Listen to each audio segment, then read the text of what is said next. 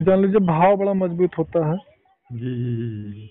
ये जान लीजिए कि कभी कभी तो मैं स्वयं भी ये नहीं समझ पाता हूँ कि विधि विधान जरूरी होता है कि भाव जरूरी होता है। कभी हाँ कभी ना, कभी कभी मैं स्वयं कंफ्यूज हो जाता हूँ नहीं नहीं, वो कि मेरे साथ भाव भी। जरूरी होता है कि विधि विधान जरूरी है। क्योंकि मैंने देखा है कि ये जो विधि विधान से प्राप्त होने वाली जो शक्तियां हैं ना, जी ये तो आपका साथ है, कभी छोड़ भी सकती हैं।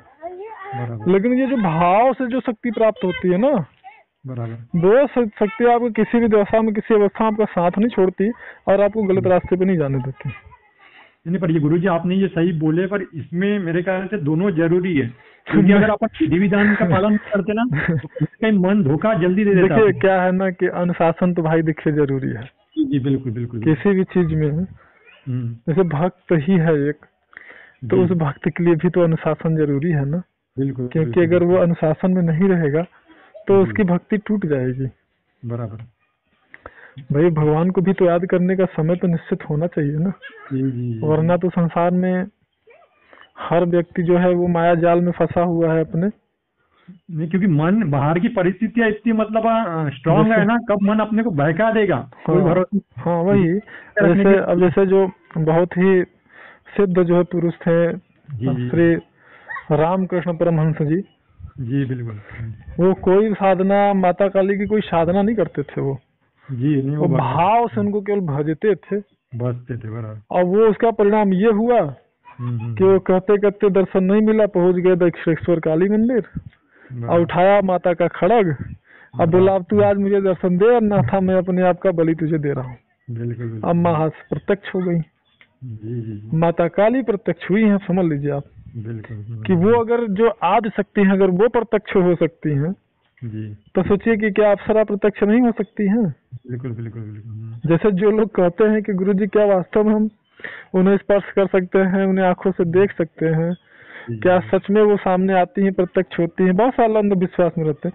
मैं हाँ। उन्हीं से पूछता हूँ हम्म, कि जैसे जो महान शक्तियां हैं, श्री राम जी हैं, भगवान श्री कृष्ण हैं बराबर। और आदि शक्ति माता काली हैं, माँ सरस्वती हैं, जी माता महालक्ष्मी, ये शक्तियां अगर प्रत्यक्ष हो सकती हैं बिल्कुल।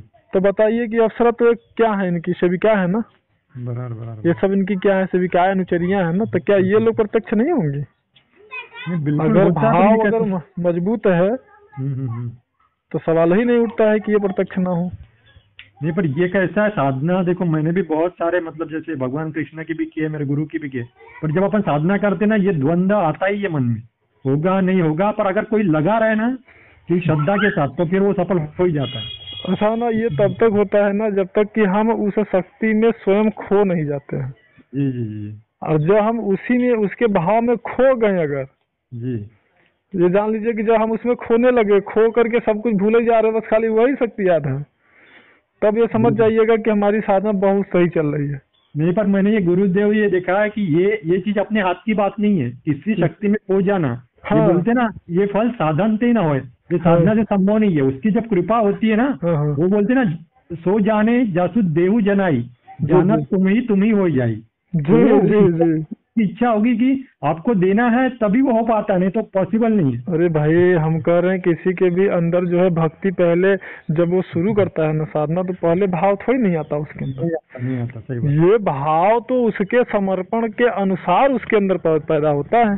जी जी जी। जैसे उसकी समर्पण होती है, जैसे आप उस चीज को हमेशा याद करते रहते हैं, बराबर। ठीक है ना। जैसे अपने सब बहुत अच्छे समय में आप उसको याद करते हैं, आपका बहुत बुरा टाइम है, दुख का समय आप उसको याद करते हैं। बराबर। और जैसे कुछ खाने जा रहे हैं तो पहले उनका प्रसाद निकाल दे रहे हैं, कुछ मार्केट चला रहे हैं पहले उनके लिए, और जी जी। सोने जा रहे हैं फिर भी उनको याद करके कि नहीं आप भी सो जाओ, ये वो जो मतलब एक मतलब कहते हैं कि पूर्ण समर्पण उनसे हर बातचीत वक्त। होती है अपनी, मतलब कैसे हाँ अपन हर बात उनको हाँ बताते हाँ, तो हैं। मतलब हर समय जब आप ये महसूस करने लगते हैं कि जी नहीं जी। वास्तव में मुझे कैसे चलना चाहिए, क्यों? क्योंकि वो शक्ति मेरे साथ हमेशा है। बराबर बराबर बस बराबर। जैसे जैसे भाव आपके अंदर आता है ना, वैसे वैसे वो शक्ति आपके भाव में बंधती जाती है, बंधती जाती है। हम्म। और इतना ज्यादा फिर मतलब वो बंध जाती है ना कि फिर तो आपके सामने उनको आना ही पड़ता है। जी, और वही भक्ति में परिवर्तित हो जाता है मन, ऐसा नहीं हाँ है कि अगर बचपन से तो थोड़ा ही कोई ऐसा भक्त रहता है, वो धीरे धीरे भाव जी। बढ़ते जाता है। तो यही है, जान लीजिए कि भाव जो है वो बहुत ज्यादा महत्वपूर्ण है, बहुत ज्यादा। अगर कोई भी तांत्रिक है जी और उसने तंत्र मार्ग से बहुत सारी विधि विधाओं का पालन करके उसने मान लीजिए माता काली को सिद्ध किया, जी और कोई सामान्य भक्त है वो कुछ नहीं जानता, ना उसका मंत्र जानता है और न तंत्र जानता है, न यंत्र जानता है, वो बराबर। खाली जानता ही मेरी माँ है और हमेशा ये मेरे साथ है। और हम्म, उसने अगर जैसे तांत्रिक ने 3 साल साधना किया जी ना, उसने उनकी सिद्धि प्राप्त कर ली, जी तो वो उस सिद्धि से सही भी कार्य करता है, गलत भी कार्य करता है, अच्छा भी करता है, बुरा करता है। लेकिन जो भक्त है वो कभी भी बुरा करता ही नहीं है, इन्होंने उसके मन में किसी के प्रति नहीं आता ना। और सदैव ये कामना करता है कि माँ मुझे सही रास्ते पर ले जाओ, मुझे सद्बुद्धि प्रदान करो। हाँ, अब जबकि वो जो तांत्रिक अगर ऐसे भक्त से मान लीजिए वो टकरा गया, टकरा जाता है हमारा। बात समझिएगा, जी, अगर जी, गलती से भी उसने अगर उससे टकराने की कोशिश की बराबर तो जानते हैं उसकी जो सिद्धि है ना, उसका साथ वो सिद्धि उसकी छोड़ देगी, बराबर है। और वो जो भक्त है ना वो भारी पड़ जाएगा उस तांत्रिक में। जैसे होलिका की सिद्धि ने साथ छोड़ दिया, भक्त को वही क्या हो गया? वही मैंने कहा ना आपसे, एक हम बार कह रहे तो हैं दुर्वासा ऋषि के पीछे भी सुदर्शन चक्र किसी भक्त से खुजा लिए थे, तो सुदर्शन चक्र लग गया था उनके पीछे। वही मैं बता रहा हूँ। जैसे भाई सिद्धि वगैरह का मतलब यही, जैसे माता सीता ने कहा ना कि कोई भी स्वान के भांति कामी पुरुष जो है सिद्धि के लिए पूजा का अधिकारी नहीं होता है। तो ठीक इसी प्रकार से जैसे मेघनाथ ने क्या किया, भगवान श्री लक्ष्मण जी के ऊपर जो है शेषनाग के जो अवतार थे, तीनों शक्तियां चलाया उसने, सुदर्शन भी चलाया, ब्रह्मास्त्र भी चलाया, पशुपातास्त्र भी चलाया, लेकिन इन सभी अस्त्रों ने उनको कितना क्षति पहुंचाया, थोड़ा सा भी क्षति नहीं पहुंचाया।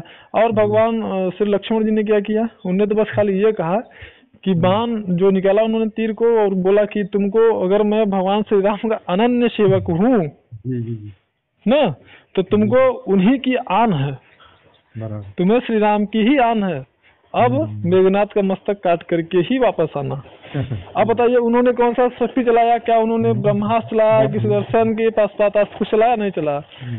और उनकी वो भक्ति की शक्ति इतनी थी कि वास्तव में उस बाण ने उस मेघनाथ का मस्तक काट ही दिया।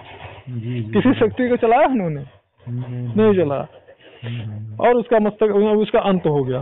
तो ठीक इसी प्रकार से अगर कोई भी दुनिया कितना भी सिद्ध तांत्रिक क्यों ना हो, चाहे महाकाल का भक्त हो, माता महाकाली का वो सिद्ध हो, कोई भी चाहे बगला मुखी हो, चाहे माता पितम्बरा हो, कोई भी हो, कामरूप कामाख्या हो, जितनी भी संहारक शक्तियां हैं, नरसिंह भगवान है, वीरभद्र है, भवन कलाग्नि है, 11 रुद्र है, किसी की भी, लेकिन अगर ऐसा कोई भी सत्सिद्ध तांत्रिक अगर कभी भी किसी भक्त से टकराने की कोशिश करेगा, ये जान लीजिए उसका सर्वनाश निश्चित है, उसको दुनिया की फिर कोई शक्ति बचा नहीं पाएगी, ये जान लीजिए आप।